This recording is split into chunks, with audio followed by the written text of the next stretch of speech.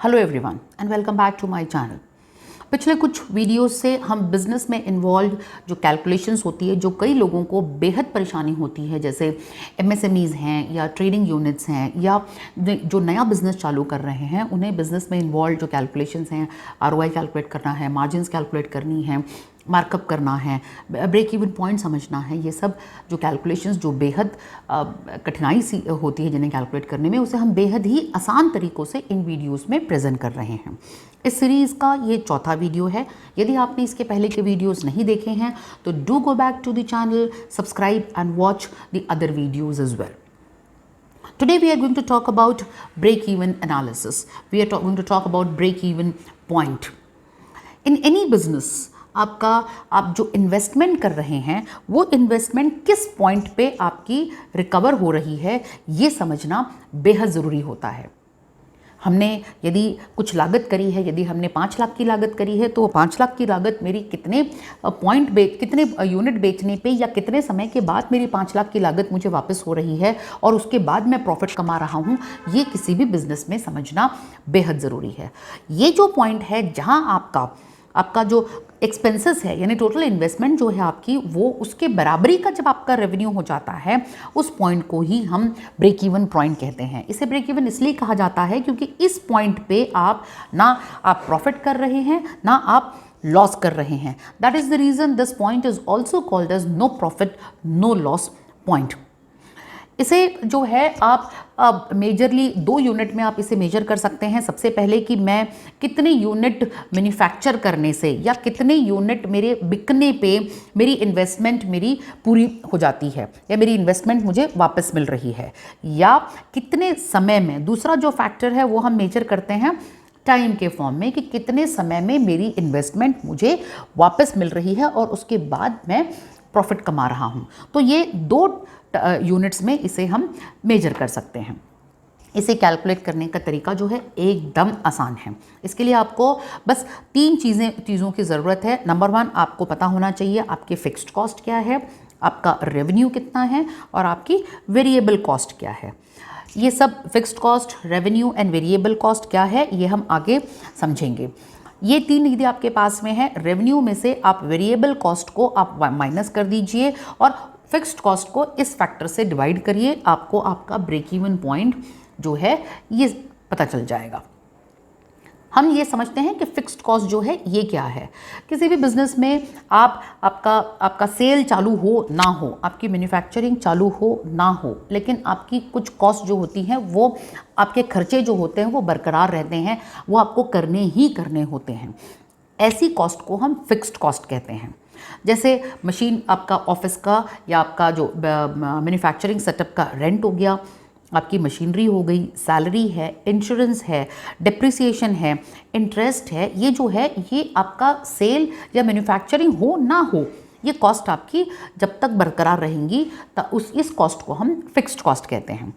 Variable cost यानी ऐसी cost की जो जितने आपने यूनिट बेचे उसके हिसाब से आपकी जितने ज़्यादा बेचेंगे उतने आपके खर्चे बढ़ेंगे। इसीलिए इसे जैसे जैसे आपकी सेल बढ़ती है, आपके नंबर ऑफ़ यूनिट बढ़ते हैं, वैसे आपके खर्चे बढ़ते हैं। इसीलिए इसे वेरिएबल, ये चेंज होते रहती है, इसीलिए इसे वेरिएबल कॉस्ट कहा जाता है। एग्जाम्पल के तौर पे यदि आप मैन्युफैक्चरिंग सेगमेंट में हैं तो आपका रॉ मटेरियल जितना ज़्यादा आप प्रोड्यूस करेंगे उतना रॉ मटेरियल का कंजम्पशन ज़्यादा लगेगा, उतना आपको डायरेक्ट लेबर जो है वो ज़्यादा लगेगा। इसे ही हम मैन्युफैक्चरिंग यूनिट में हम वेरिएबल कॉस्ट कहते हैं। यदि आप ट्रेडिंग लाइन में हैं तो आपका डिलीवरी, जितना ज़्यादा आपका सेल बढ़ रहा है, शायद आपकी डिलीवरी की कॉस्ट आपकी ज़्यादा बढ़ रही है, आपकी सेल्स की कमीशन बढ़ सकती है, आपकी इलेक्ट्रिसिटी, आपका फ्यूल का कंजम्पशन जो है वो जैसे जैसे आपका यदि मैन्युफैक्चरिंग या सेल कम हो तो ये वेरिएबल खर्चे कम होते हैं, ज़्यादा हो तो बढ़ते हैं, इसीलिए इसे वेरिएबल कॉस्ट कहा जाता है। Revenue is nothing but the total sales. आपकी जो टोटल सेल्स है उसे ही रेवेन्यू कहा जाता है। इसे हम समझेंगे एक बेहद ही आसान ग्राफ से। इस ग्राफ में आप जो नीचे देख रहे हैं 100, 200 यानी 300, 400, 500, दीज आर दी यूनिट्स, यानी यदि आपने कितने यूनिट आपने बेचे ये यूनिट्स दर्शा रहा है। और आप यहाँ जो ग्राफ में देख रहे हैं वाई एक्सिस जो है 0.51, दिस इज दी आपका वैल्यू है, यानी आपका एक्सपेंसेस हैं, आपकी ये कॉस्ट दर्शा रहा है। आप यदि ज़ीरो पे यानी आपका जो है, अगर कोई भी आप एक भी आप सेल नहीं कर रहे हैं, एक भी यूनिट आप नहीं बेच रहे हैं, तो भी आपका ये खर्चा जो है, सपोज़ 1,10,000 का आपका यदि खर्चा है, तो आप ये जो लाइन देख रहे हैं ये आपकी फिक्स्ड कॉस्ट की लाइन है। यानी आपके यूनिट आप कितने भी बेचे, 100, 200, 300, 400, 500, कितने भी यूनिट आप बेचे, आपकी जो खर्चों की जो ये है फिक्स्ड कॉस्ट जो है ये आपकी कांस्टेंट रहती है। सिमिलरली जैसे जैसे आपका सेल बढ़ता जाएगा, यानी आप 100 से 200, 300 जैसे जैसे आप बढ़ेंगे, आपका जो है ये सेल बढ़ेगा, नंबर ऑफ यूनिट्स आपके बढ़ेंगे, वैसे वैसे आपका जो है वेरिएबल कॉस्ट ये आपका आप देख रहे हैं बढ़ता जाएगा। तो with this graph it is very easy to understand कि फिक्स्ड कॉस्ट और वेरिएबल कॉस्ट क्या होती है। Now let's try to understand this with case studies. हम एक केस स्टडी लेते हैं जहां हमको बीईपी कैलकुलेट करना है और हम ये समझेंगे कि कितने यूनिट बेचने पे हमारी इन्वेस्टमेंट रिकवर हो रही है। तो अभी हम एग्जांपल ले रहे हैं ब्रेक इवन पॉइंट यूनिट में निकालने का, यानी कितने, फिर मैं रिपीट कर रही हूँ कि कितने यूनिट बेचने से हमारी जो इन्वेस्टमेंट है वो रिकवर हो रही है, हम वो समझने की कोशिश करेंगे। इसका जो फॉर्मूला है बीईपी का कैलकुलेट करने का फॉर्मूला जो है दैट इज़ फिक्स्ड कॉस्ट हमें लगेगी। इसमें हम सेल प्राइस पर यूनिट में से आप वेरिएबल प्राइस पर यूनिट आप माइनस करेंगे, तो आपका जो है पर यूनिट आपकी कि आप कितने यूनिट आपके बेचने से आपका इन्वेस्टमेंट रिकवर होगा, ये हम बड़ी आसानी से कैलकुलेट कर सकते हैं। एग्जाम्पल के तौर पे हमने लिया कि सपोज़ फिक्स्ड कॉस्ट जो है हमारी 5 लाख रुपए की हमने फिक्स्ड इन्वेस्टमेंट करी हुई है और हमारे वेरिएबल खर्चे जो हैं वो है 50,000 रुपये के। यदि हमारे प्रोडक्ट की सेल प्राइस जो है 500 रुपये पर यूनिट, यदि आपका प्रोडक्ट का सेल प्राइस है और आपने 170 यूनिट बेचे, तो सबसे पहले हमें यहाँ पे वेरिएबल कॉस्ट जो है ये हमें पता नहीं है, इसलिए हमें वेरिएबल कॉस्ट पर यूनिट हमें सबसे पहले कैलकुलेट करनी पड़ेगी। Variable cost per unit calculate करने का तरीका बेहद आसान है।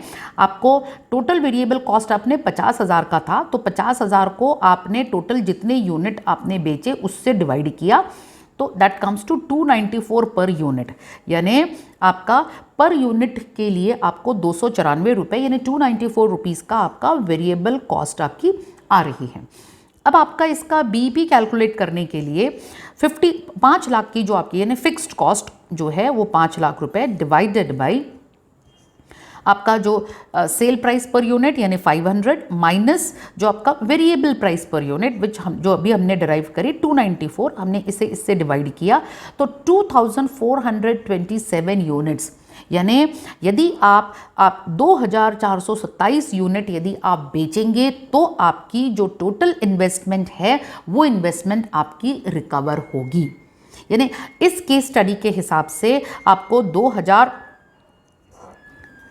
2427 यूनिट्स आपको बेचे, यदि आपने बेचे तो आपको आपकी इन्वेस्टमेंट जो है वो रिकवर होगी।